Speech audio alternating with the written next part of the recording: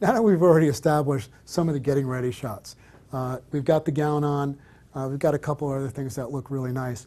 And I've used this area quite a bit already. And what I want to do right now is sort of diversify the look of my images. I don't just want one look. And there's a couple things that I'd like you to keep in mind. It's okay to ask your subjects to move around a little bit. Yes, I'm a photojournalist. Fine. I was a photojournalist for 15 years. I shot 6,000 assignments with the Philadelphia Inquirer. But today, I'm not on a photojournalism assignment. I'm a wedding photographer. My job is to get the picture, the best possible photo of my client. And they don't just think it's okay for me to do it. They expect me to do it. They expect me to ask them to move if they need to. Remember, I've said this a number of times. I'm looking to set the stage for the moments to take place, but not necessarily stage the moments. They're going to put their jewelry on, whether I'm here or not. Why not do it in the best light possible? That's what I'm about to do. So I'm just going to ask them to come right back here. If you guys can just come right back over here. Thank you, Michelle. There you go. And I've got this beautiful light source right over here. Now, the other thing I want to point out, let's say they move too far close to my background, all right? What I want to do, since I've got my 85-1.4 here, I want to create a depth. I want to create some bokeh back there and very shallow depth of field. And to do this, I'm actually going to have them move a little bit closer to me. All right? Not only will I get more shallow depth of field, but I'm also going to increase the quality of light because it's going to be a little bit closer. That big light source is getting closer to my subject. And they've got to put the necklace on. I might as well shoot it, and I'm going to shoot it a couple different ways. I'm at 1.4. Remember, select the focus point that you're going to use according to the composition of your frame. Right now, I'm going to put them in the far left of my frame. So I'm going to choose the focus point far left within my camera. And I'm just going to, oh, that's real nice. I like that already. Good. And I'm just going to work it. They're doing it anyway, and obviously this is not a real situation, but I do this no differently than if I was actually shooting a wedding. I'm going to move in a little closer. Remember, the closer I get, the more shallow the depth of field will be. The further away I get, the more depth of field I'll have. Right now, these are great. My framing right now is right here from a horizontal standpoint, and I'm getting all of this back there. This is my frame. I'm seeing it within my mind's eye, capturing it within my camera, and just nailing this picture. That's great. I love the layering there too. Right there is wonderful. Good. I've just made some real nice pictures, and now, you know, Michelle is going to go ahead and put her earrings on. What am I focusing on, you might ask? Well, for me, when I'm at a shallow depth of field, I want to focus on the eye, the closest eye to me. That is the most important element here, right here. So even when she moves this way, even when she moves this way, whatever is the closest eye to me, that's what I'm focusing on. I'm not focusing on her, although sometimes, let's say the mother of the bride is off in the background. I will absolutely take my focus point, put it on there, and focus on the mother of the bride watching her daughter. Let's say dad is over off in that corner. I might step over here and shoot either through the bridesmaid and the bride, or step in front here and have some eye contact with the bride and her father, shooting the bride, focusing in on the father of the bride. It happens. Things are going to happen during these moments. You have to be ready for them.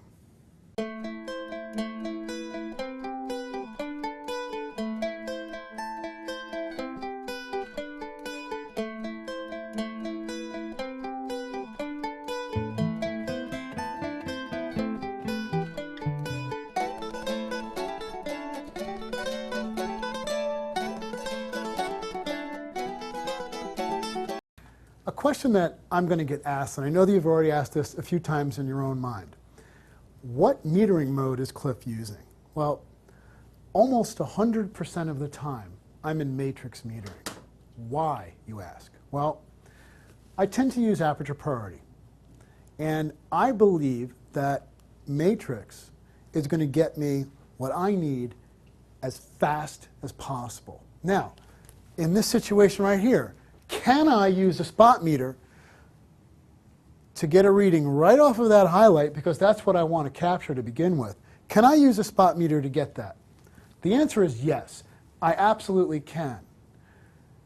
The answer and my rebuttal to that would be, do I really want to take the time to take my spot meter, get a reading right off of that, take the camera away from my face, put it on here, so on and so forth, okay, and then start shooting all over again? Remember what I said in Essentials of Creativity with regard to capturing exposures. I take the overall scene, I judge it. I say, is the overall scene darker than my subject or lighter than my subject? Well, in this situation, because of this darker background here, my meter is going to read that darker area. And it's going to say to my meter, hey, camera, we need to slow the shutter down a little bit because there's not enough light to take a picture. This area back here is much darker. Up against this highlight, there's a tremendous exposure variance. So what I'm going to need to do, I'm going to need to take my exposure compensation, I'm going to have to dial it under a little bit, but what I can do and what I want you all to do is predict it before you snap the shutter. See the overall scene, predict what your exposure compensation has to be in matrix metering, get there, take the picture, a quick glance, make an adjustment quickly if you have to, and continue. Now, if you'd like to, once you get the proper exposure, you can give a little click with your dial, you can check out your metadata, you can see what aperture and what shutter speed was actually chosen, switch to manual and continue to shoot there. Perfectly acceptable. But in matrix metering, I'm going to get there very, very quickly with regard to what my exposure value is going to be. I get there quicker in matrix metering than I do in any other mode.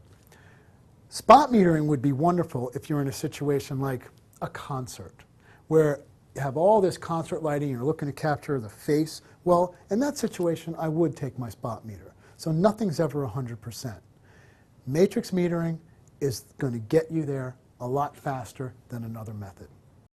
You know, Ansel Adams once said, there's no rules to good photographs, there's only good photographs. I'm often asked, you know, Cliff, how did you shoot that? Cliff, what were your settings there? My answer is always the same. I have no idea. I want each and every one of you to get to the point where if someone says, hey, what f-stop did you use? Or what shutter speed? What were your settings? I'd like you to get to the point where you say, I have no idea. Remember, in Essentials of Creativity, that lesson, I spoke about the fact that these things have to be 100% instinctive, innate. If you're not there, you have to get there. When I'm in this situation and I see this light and I see this scene, I'm not thinking about what is my exposure. That's not my mindset. My mindset is get the picture, number one. Number two, get a better picture. And number three, let's compose the picture in an interesting fashion and let's get the best light possible and include that into the scene. So again, when someone asks me, how did you make that? What were your settings? I'm not being a jerk when I say, I don't know. The reason I'm saying that is it just doesn't matter. It's not important. And unless you're there, you need to work a little harder on making this thing a part of your brain. You have to see it and make it. If you have to sit and process it, it's too late. When I see this scene, if I have to sit here and mess with my camera, it's just not there. You know, Sebastião Salgado once said, it's not the photographer that makes the photograph, it's the person being photographed. After my bride has gotten dressed, all of those preliminary getting ready photographs are taken care of. It's very important. It's sort of something that I've established for myself, sort of a signature image. With my 85-1.4, what I want to do is I want to get some beauty shots of my bride. I want to make this bride look beautiful. I might even show her a couple of these images to give her confidence for the rest of the day. The most important element, what is it, guys? It's light. That's number one. Number two, trust. Remember that. I want that bride to trust me as much as possible. I've already established that a little bit. We've talked a few times on the phone. I've walked in here, and I didn't walk in here with gangbusters, and I didn't walk in here, terribly boisterous. I was understated, and I'm just really going to try to put myself in her shoes. I want to make her as much at ease as possible. I want to put her sort of in a place where, well, quite frankly, she may never have been photographed by a professional photographer before, and I have to keep that in mind. So what I'm going to do right now, Michelle, I'm going to have you sit on the floor. But first what I'm going to do, because my light source is coming from this window. And again, if you noticed, all these other drapes are closed. I don't want an abundance of light. Remember, it's the quality, not the quantity. The other thing I'm thinking about is background. With an 85-1.4, really what I'm thinking about is bouquet. And that's not like bouquet of flowers. It's B-O-K-E-H. And it means the area out of focus, the quality of the area out of focus. That's what's so great with this lens. The other thing that I try to preach and I teach in all my workshops and seminars is, in order to make this bride look beautiful, choose the right lens. Lens selection here is critical. I'm choosing the 85. Why? Because I think this is going to be the most flattering option. I'm not going to use a 50. I'm not going to use a 24. Can you see me using a 14 millimeter on her face? I'm going to go up to her and, 2 inches from her face and stretch it? I don't think so. So I'm going to take this 85. I'm going to do some different things. You're going to see I'm going to bob, I'm going to weave, I'm going to move, and I'm going to get different images. I'm going to come away probably with 3 or 4 different shots from a successful beauty shot, if you will. Right now I'm going to roll up this carpet because I want this parquet floor to be my bouquet rather than this distracting pattern behind my subject. I go into a lot of hotels and I'm sure they're none too thrilled when they see all the furniture moved, they see the carpet all messed up. Well, at least they know I've been there. Michelle, what I'd like you to do, and I do this with each and every bride, I actually show them how to take a seat. And my preference is to have you take a seat, and I'm going to show you how to do it. Sometimes your bride is not going to want to sit on the floor. Here's an easy way to get her to sort of be a little bit more eager about it. I'll ask the bride, hey, Michelle, did you do any sports when you were younger? Are you athletic at all? Now, normally she's going to say, yeah. And then I'm going to say, are you able to take a seat on the floor? Even if she's a little bit hesitant, she's not going to want to say, I can't sit on the floor. I'm not capable of sitting on the floor. The photographs are going to look better if she's sitting on the floor. But sometimes these brides are a little bit squeamish about getting their dresses dirty, about wrinkling it, or anything of that sort. But if I ask it like that, were you athletic? Did you do any sports in high school or anything like that? Are you able to take a seat on the floor for me? And now, Michelle, your answer is supposed to be, yes, I can. So here's what I'd like you to do. I just want you to come over here. I want you to take a seat. You're going to be right in front of my window there. My window, right? That's my window, my hotel. And I just want you to, right over here for me. And I'm going to get this beautiful light on your face, and I'm going to shoot you in many different ways. So if you can, I'm going to help you down here. All right. There we go.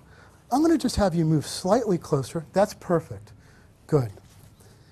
I'm going to start off slowly. All right. Obviously, the first thing that I'm going to do is I'm going to establish a proper exposure. All right. In these, I'm going to go to manual. Why, you ask? Well, the element that's going to fill my frame is going to change each and every time, most likely, which could throw our meter off. I'm going to establish a proper exposure where my highlight is. I'm going to really expose properly for that. And then, if I'm in manual, I can continue this entire shoot, this entire situation, shooting at that same exposure value. So I've got my chair over here. I'm going to hope that I don't kill myself. And there have been times where I've stepped on chairs and I've broken them, things like that. This seems a little rickety here, but, I'm I'm sure everybody's insured. So here we go. I'm going to step on this right here. Woo! Here we go. We're good, just like that. You're fine. Everybody's fine. I'm fine. We're all fine. And all I want you to do, that's it. Lean on your side there. And I just want you to just look at me just for a few. Now, remember what I talked about earlier with regard to choosing the focus point that's going to be closest to the subject that you'd like to focus upon. I'm at 1.4. That's pretty shallow. The other thing I'm at, oh, I chose an ISO of 500. Again, not important. Cliff, what aperture did you shoot at? Cliff, what shutter speed did you shoot at? Doesn't matter. I'm wide open at 1.4. That's all you need to know. Decide what you want with regard to an exposure all by yourself. You've learned that already. If you listen to these lessons, you know that it just doesn't matter. Just get there. So, just for argument's sake, okay, I'm starting at about 400 at 1.4 at 500. I'm thinking it's going to get me in the ballpark. I've chosen a particular focus point, my highest focus point, kind of top left, if you will, because that's sort of where I want to put Michelle's eye. Good, and that's actually, my exposure is right on. I'm going to go to a 500th at 1.4 because I think it's just a little hot. Good. Michelle, you can absolutely smile for me. I'm just going to get a couple of these. That's lovely. Good. The other thing I'd like to mention, and what I forgot to mention, even before I started doing these, I'm literally going to go up to Michelle, and I'm going to take her by the hand and say, you look amazing. I'm not going to say, damn, Michelle, you are hot. You are one fine-looking woman. I'm not going to say anything ridiculously stupid like that. I know that there's photographers that actually say, oh, you're so sexy, you're so this. There's no place for those words in any of my images. This is a bride. She's elegant. She's eloquent. And I don't want to make her look anything different than beautiful. I want her mother to look at these images, and I want her mother to say, a couple months from now, I want her to say, that's my daughter. And that's the most important thing for these particular photographs. This is the one opportunity that you have to get it right here. Make this bride look beautiful, make this bride feel beautiful, and make sure that there's a connection between the two of you, because if you don't have that trust, it ain't working. So I've already established that. I'm going to tell her how amazing she looks, and let's face it, we might have brides that aren't the most stunning. I'm working with a model here. She is stunning. But maybe the bride is a little heavy. Maybe the bride has a bad complexion. I don't care. Every bride can look beautiful. I don't have to tell her, oh my God, you're gorgeous. I don't use that word. I'll say, you look amazing. You look great. That's the way you approach it. Not you look hot, not you look sexy. Oh, these are phenomenal images. You look amazing. And I want you to feel amazing. So, now that I've established some of that, I'll move my chair a little bit without killing myself, and I just want you to look up towards me. Take your veil in your hand and just wrap it around you just slightly. Good. And I want you to just look up right towards me. And this is a time where I'm actually going to pose, and I don't do a whole lot of posing. The way I approach my portraits of my brides and grooms is much different. It's find the best lighting situations, best compositional scenarios, and just let them interact with each other, talk to each other, walk with each other, goof around with each other. This is different. This is a posed portrait. Does Cliff Mountner do posed portraits? Yeah. This is a wedding. This is not photojournalism anymore. I'm here to capture the essence of my bride. That's what this photograph is about. And if I don't pose it, well, guess what? I'm not going to get it candidly. That's for sure. Good. And you can look right at me. Turn your head this way, just a fraction. That's okay. You can keep that tilt there. Back this way. Good. Right there. We're going to take a few of these. I've got my exposure perfectly set. Good. Bring your chin up just a hair for me. And take your head and tilt it this way just a minute. There we go. Awesome. Now, you'll also notice that I'm above my bride. There's no way I want to get down here and shoot up at my bride. It's much, much more flattering to shoot down on a woman. There's a couple of elements that are key and integral parts here. If she's overweight, you're going to make sure that you hide some of that overweight element. If she's got, well, let's say, not the best profile in the world, you're also going to compress that. That's why we use the 85. The 85 is going to be a long enough lens to compress this entire situation. So I'm going to come back here. Good. Just like that, Michelle. That looks amazing. Actually, that's perfect. Good.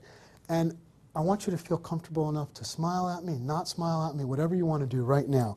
And let's just try to get a few different shots. If you notice what I'm going to do, you might see me tilt the camera here, might keep up right there. I'm going to come up. And really what I'm doing, I'm just kind of bobbing and weaving. It's almost like a boxer. I'm trying to compose it differently, putting various elements in different parts of my frame. I'll move closer, I'll move away. And what am I focusing on? Remember, I'm trying to focus right on that eye. That's what I'd like to capture here. So I'm focusing right on her right eye because it's closest to me. Good. Now, Michelle, all I want you to do right now is just look down just with your eyes, not so much with your head. See what happens? Go ahead and bring your head all the way down. I lose what I'm trying to really accomplish here. So bring your head, look right at me one more time, and I just, with your eyes, good. Bring your chin down just a fraction, and now really look down with your eyes. That's gorgeous. I'm going to try to capture just her eye there. Good.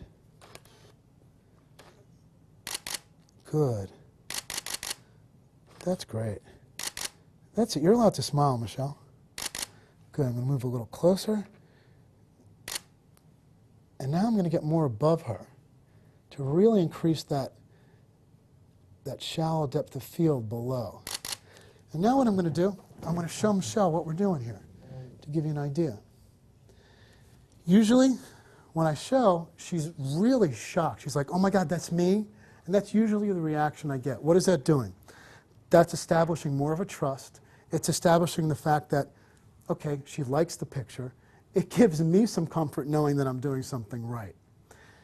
This right here is going to set the stage for the rest of the day. If you can make good pictures in this situation and you can earn her trust, it's going to be a great day.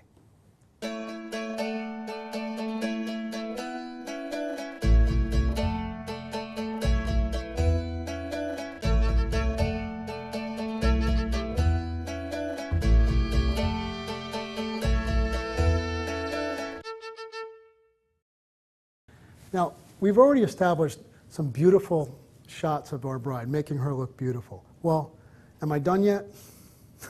No. I want to get a little greedy. I want to get as much as I possibly can. I have this beautiful hotel here, all right, and I'm going to go on a little light hunt. Again, I haven't really seen this area. What I'm going to do, we're walking down the stairs. Another little tidbit of information is helping your bride move in her gown. I know, sounds trivial, but guess what? It's pretty important. I'm going to take the back of the train. And are you right-handed or left-handed? Right. I'm going to take your gown, the train, hook it right over there, and then the other thing I'd like you to do with your left hand, just a little pinch with your left, right there. Good. Now, when you hold this right arm out, see how you're just kind of, a lot of tension there? Just kind of like a, there you go, just like that. And now you have something to do with your hands so you don't have to be like this all the time. And now you look like a bride, all right? So we're also going to be able to get you down the stairs a little safer without stumbling and killing yourself. It was making me a little nervous when you were walking like that. So the other thing it's going to do, it's going to keep the dress as clean as possible. In fact, we're going to get it up just a little higher. Good. And now the bottom of the gown is not really dragging. You can also explain to your bride that the very, very bottom of the dress is going to get a little bit soiled. Well, you know what? You got to make pictures. I can't pull pictures out of my butt. I got to make them somehow. So we have to move around to get them. You can explain it just like that. Tell them Cliff said it was fine. We're going to go down the stairs, and I'm just going to kind of look around. I'm already looking for where my light's falling. I see some windows, but I'm just not feeling it quite yet. We're going to come down here, and Michelle, you be careful.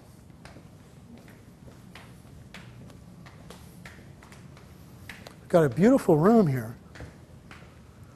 And I'm just trying to look. Now, I can make pictures in here, but I'm going to look for the very best spot possible. Let's see if there's anything in the other room. Come with me here. I like the light coming through these windows. This is going to work.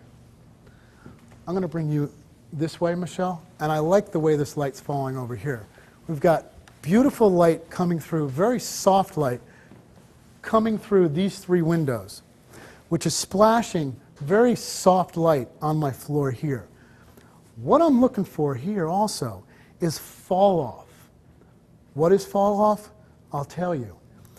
It is, again, a variance in exposure from one spot to another, and it happens quickly with regard to distance. So right in this area, there's a certain, let's say it's 250 at 1.4, and just a few feet behind her, it might be a 30th at 1.4. Several stops distance in just a very brief span. And that's what I'm looking for right here. I'd like this background to just go dark on me. I'm going to have this beautiful gown, this beautiful face, well lit. Sometimes what I might do, I might say, you know what, just take a seat as naturally as you can possibly sit, as comfortable as you can be. Well, that looks great. I'm going to take the gown,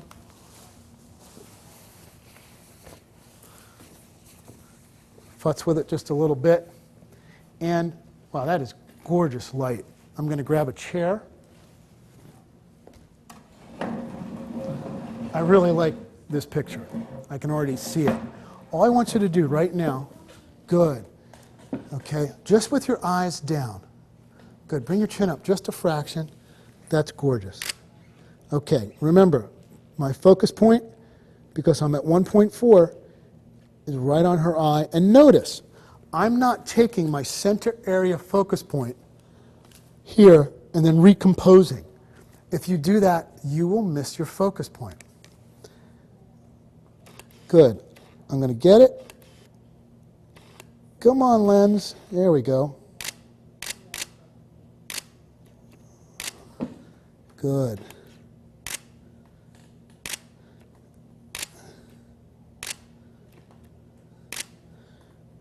Good. Now I'm going to go horizontal.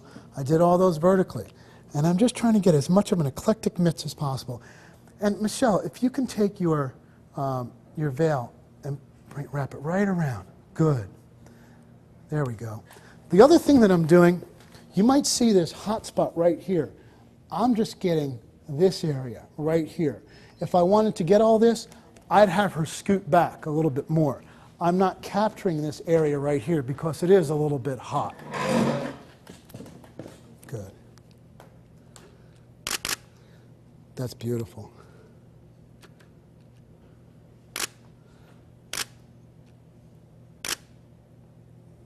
Good. You're allowed to smile. It's great. Love it.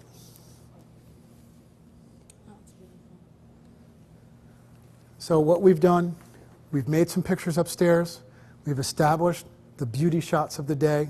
And then we got a little greedy. We walked around a little bit, and I feel as though we just made something better. See the picture, make the picture, get the picture, and then get a better picture.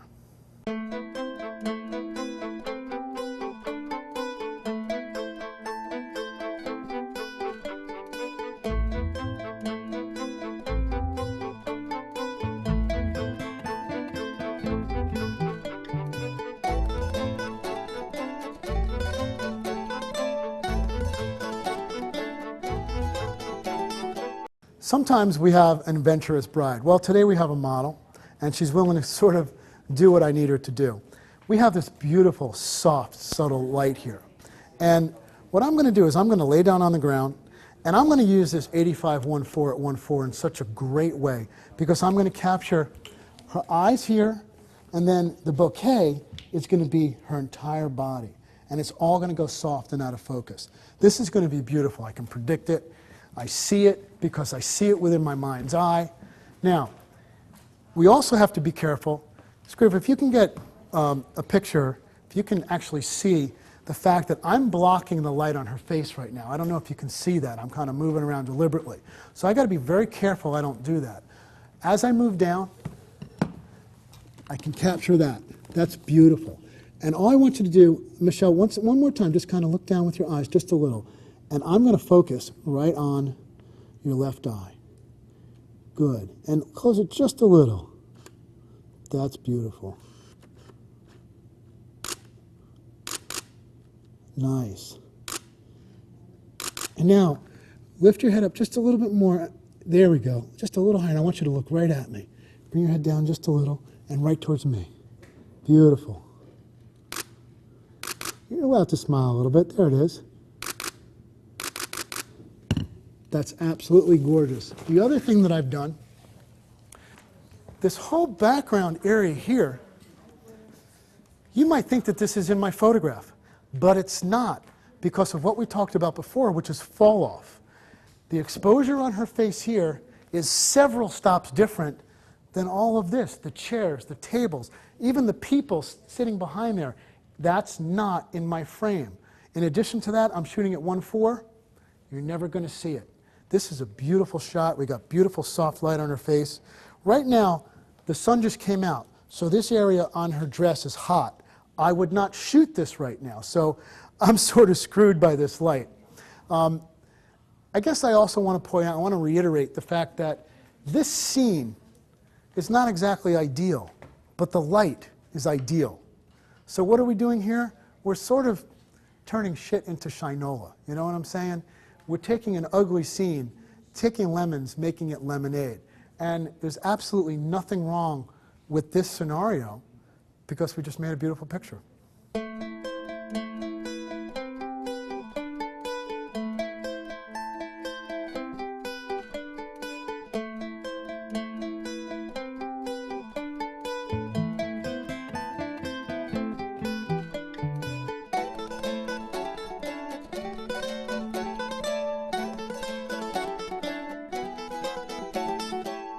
So what did we learn today? Well, a few things. First of all, when you walk through the door, make sure that you walk in, make yourself small. You want to earn the bride's trust. It's really important to come into the room and kind of be as unobtrusive as possible. Now, you've got a camera in your hand. There's no question that people are going to notice you. Well, walk in, small, make yourself as unnoticeable as possible. Go ahead and make some pictures. But we really need to earn the bride's trust. A couple other things. Well, this is not photojournalism for me. I was a photojournalist for 15 years. I know what it's like. I know that you need to be unobtrusive. I know that people have to be camera unaware. Well, I'm not a photojournalist anymore. I'm a wedding photographer. And it's okay for me. My style may not be your style. Remember, it's my way, not the right way. I want to make that very clear for every single lesson that I'm teaching. This is my way, not the way. And what I'm really looking for, I'm looking to create moments, setting the stage for moments to take place. But I'm not going to stage the actual moments. I'm going to find the best light, best compositional situations, and go ahead and put people in it. Hey, if I need to put mom in the photograph, if I think I'm lacking photographs with mom, I'm going to say, hey mom, do you think you can come on over here just for 1 second? If I can avoid doing that, I avoid it. If it happens naturally, it's even better. So set the stage for the moments, let the moments unfold naturally. And then finally, with me, above all else, is light. Quantity versus quality.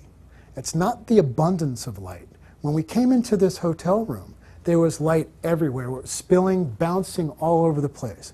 But once we decided to make it directional, make it specific, have this extremely esoteric light on our subject, we were able to make some beautiful images in a situation that, quite frankly, had too much light. I said it, too much light. I'm sure you've all walked into rooms and there's been way, way too much light. Well, take some of that down, make it directional, and you're going to see the results.